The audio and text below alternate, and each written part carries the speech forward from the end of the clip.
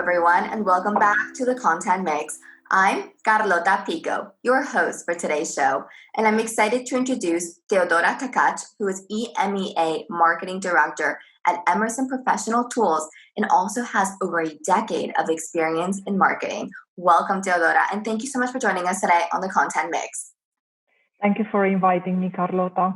The pleasure is ours, Teodora. Okay, so tell me a little bit about your journey so far. You're originally from Romania, but now you're living in Belgium? Yes, that's correct. So I grew up in Romania, in Târgu Mureș, and I studied in Romania. I started to work there, and I moved into Belgium in 2011. So my studies are in international relations and European studies.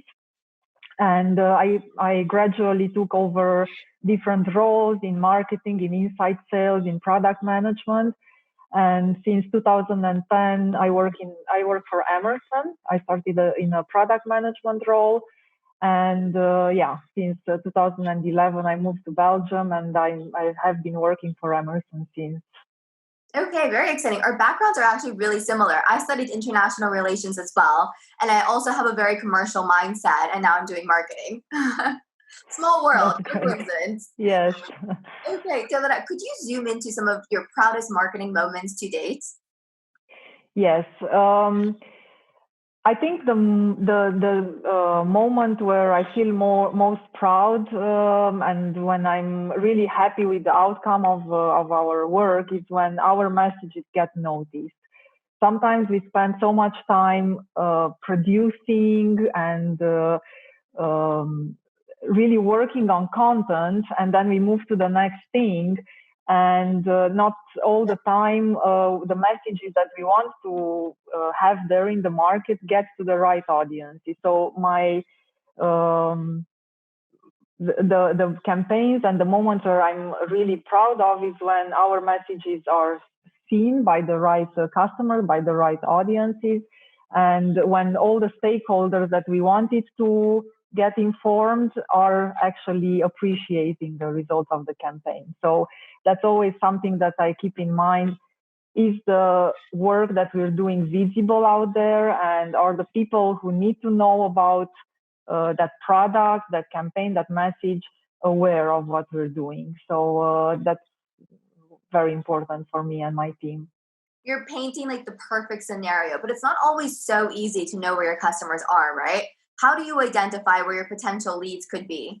Especially because the website is full of distribution channels. It's full of different places to publish your content on, and your audience can be virtually anywhere, regardless of if you're a B2B or B2C company. That's true. That's true. I think it's very, very important for marketers to have to develop a good business insight and to really start from understanding who that customer is. In our business, for example, we have so many different profiles of customers, so many segments and industries we're working with. And sometimes you focus too much on the content and you forget about the person you're making that content for.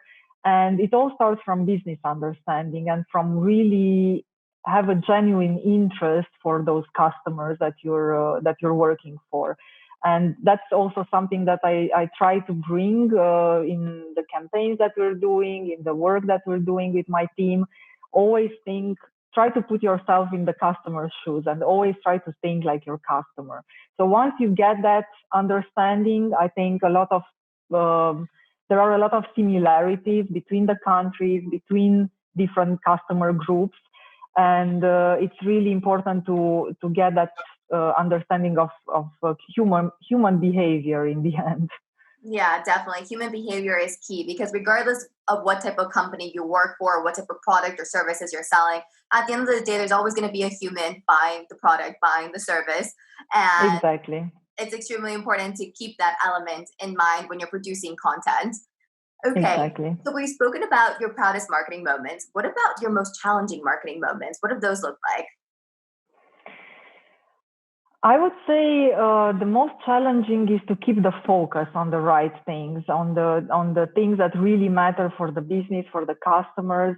There is so much noise everywhere. I mean, everyone wants to sell you a tool or a new platform or a new magical way of doing your work, and you can get distracted very easily. So I think, especially in the European market, you need to keep the business focus. You need to keep your priorities in line and try to experiment as much as possible. I always encourage my team to experiment with new tools or learn new things, but keep it to a certain level. Like, don't go too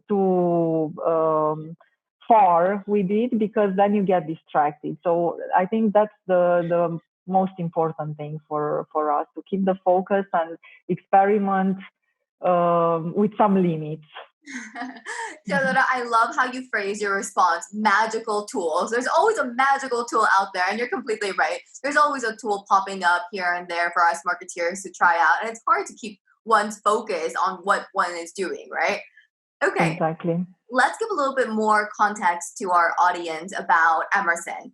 What is Emerson in a 30-second elevator pitch? And could you talk a little bit about the different segments? You're part of the professional tools team, right?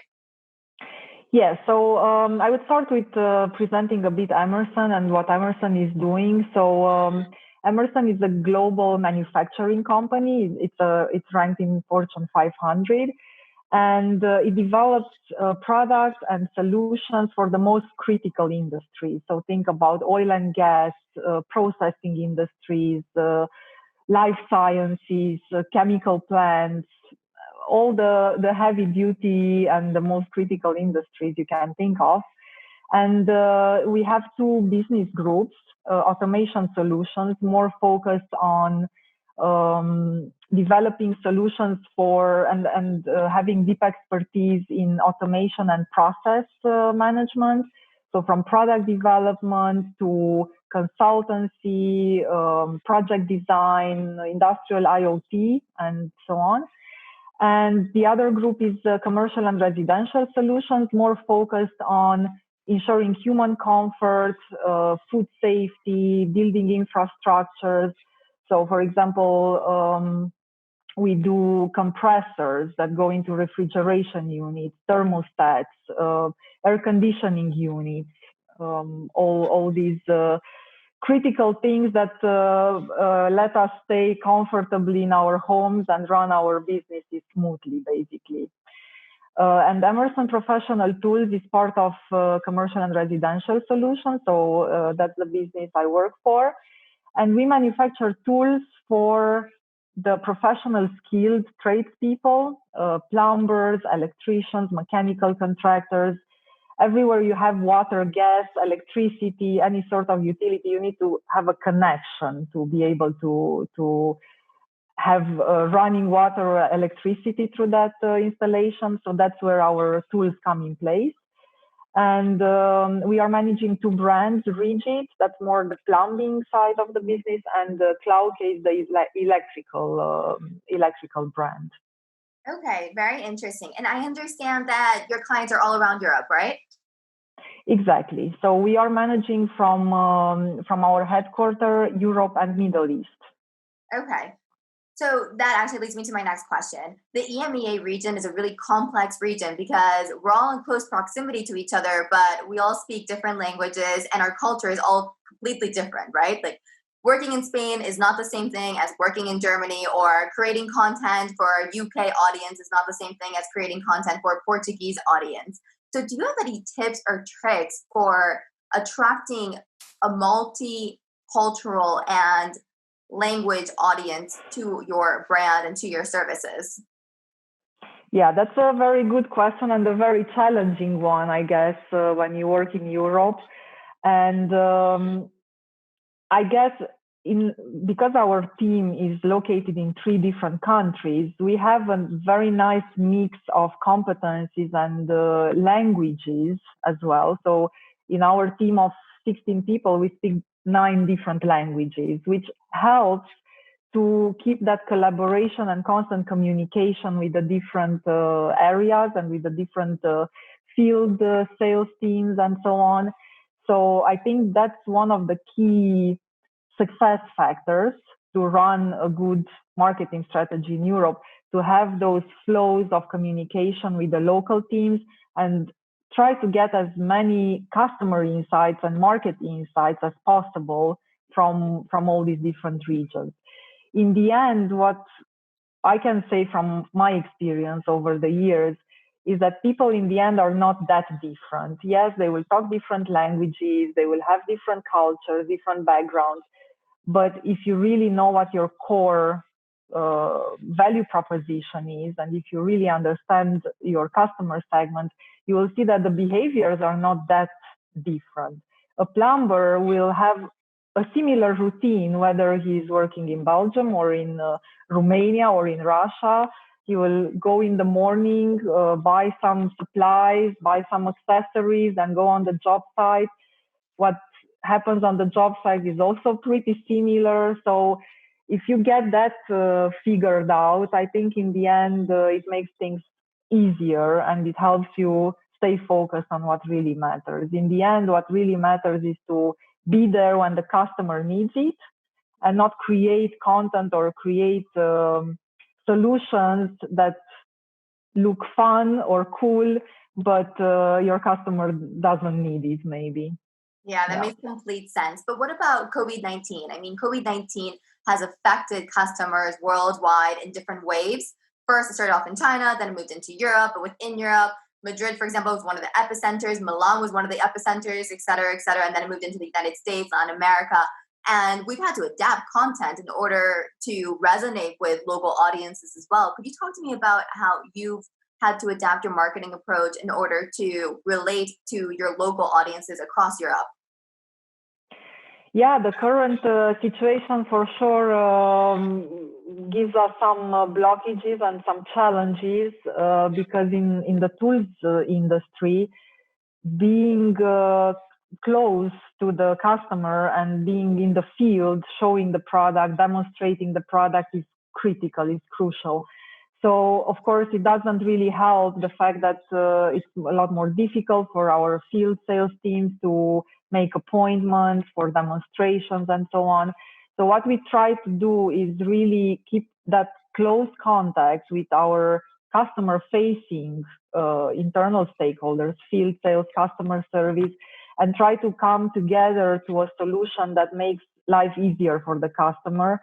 And we can reach out or we can be available in an easier way for the customer whenever they need some information or services. So we started recently doing more work with virtual meetings, webinars. We try to adapt everything that we had in terms of content to a more virtual way of communicating. Sometimes it works, sometimes it's not really the expected effect, I would say, because I think people become immune to, webinar invitations and everyone trying to get their attention in some way or the other. But what we try to do is create that system or that framework where the customer can reach out and get in touch with us whenever there is a need. So we adapted a bit in that sense, and I think it's a continuous journey. Yeah, no, I completely agree with you. There's so much noise out there, especially now. I feel like there's more noise now than there has ever been before, because I guess everybody is trying to digitalize their communication and producing more content in order to create more touch points and to address buyer persona concerns and also opportunities, right? Teodora, after having worked in or with so many European markets, what has surprised you the most about this region? So I think everyone is aware that Europe is a very complex and interesting region, given all the cultures and the languages and the different countries we are working on a daily basis with. And I guess that could be challenging at times. But I think what surprises me, or I don't know if surprise is the right word, or amazes me all the time, is how similar all people are in the end when you truly try to understand some patterns in the way they work, in the way they think. I mean, we are not that different from each other, I guess. And probably that's something, that's one of the key learnings from the last 10 years working in a European environment, that in the end, things can get simple if you break them to the essence, and if you really learn from what you're doing. You can find patterns that help you cut through the noise. Okay. What about a tip for people that are looking to work in the Belgian market or work with Belgian customers? Do you have any tips that they should pick up on before creating content? Belgium is a very multicultural country in essence, because of all the different languages. I mean, it's such a small country with 3 different official languages. And I think that also makes people very open and very easy to work with. So since I moved to Belgium, that was one thing that I appreciated a lot in this country, the fact that people are very flexible, open, friendly. You don't really feel like an outsider. That is not always the case in other cultures, I would say, in Europe. But Belgium is definitely one of the open-minded societies, let's say, and a very interesting and positive experience, I guess, for everyone. Okay, I love that response. Now, Teodora, let's take a walk down memory lane. So let's say you could do it all over again. 1, would you still choose a career in marketing? And 2, would you do anything differently? 1, for sure, I would choose a career in marketing. I think from a personal match, it is something that that I'm passionate about, and that fits very well with my competencies and my skills. I love working with international teams. I love working with different stakeholders in the company, with different cultures, with different countries. The complexity of marketing is also something that I'm passionate about. The fact that you always need to keep in mind so many different aspects, and it's not a repetitive work. I mean, every year, every campaign, every project is in a way different, and that's something I love about marketing, the variety. If I would do things differently, I thought about that many times, and what I was mentioning also earlier, the fact that you're bombarded with so many different solutions and tools, and every year there are some other platforms showing up.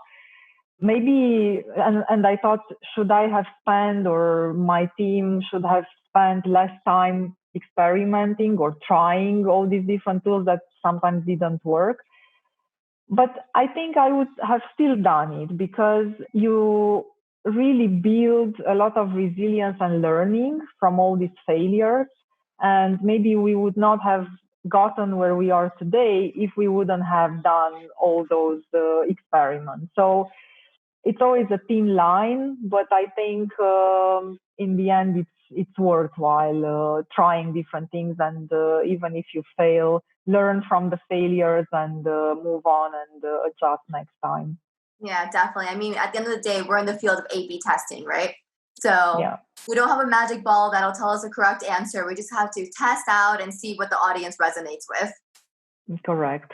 Okay. Teodora, moving into our set of rapid fire questions, which are basically your recommendations for our audience. To get this section started off, I'd like to ask you about your source of inspiration. So a professional role model or an influencer that you really admire. Yeah, to be honest, despite the fact that I work with social media, and from the nature of my job, I am always connected. In my spare time, I try to limit that. So I try to not follow too many influencers and not spend too much time following other people on social media. But I read a lot, so I get a lot of inspiration from books. And especially I'm passionate about human psychology and behavioral economics. So I like, for example, Dan Ariely. He's an author who wrote a very interesting book. It's called Predictably Irrational, about how people sometimes do irrational things and it becomes a predictable pattern, the way they would act in certain situations. And I think understanding those types of theories and ideas helps us become better marketers, more empathic. So I get a lot of inspiration from that field. And I also like Malcolm Gladwell for all the inspiring ideas and stories, and in general storytelling. I find a very interesting field, and I think we should do a lot more of that. Really spend more time focusing on bringing authentic stories about our customers, about what we're doing in the organization, so we communicate that genuine interest about our community and our customers.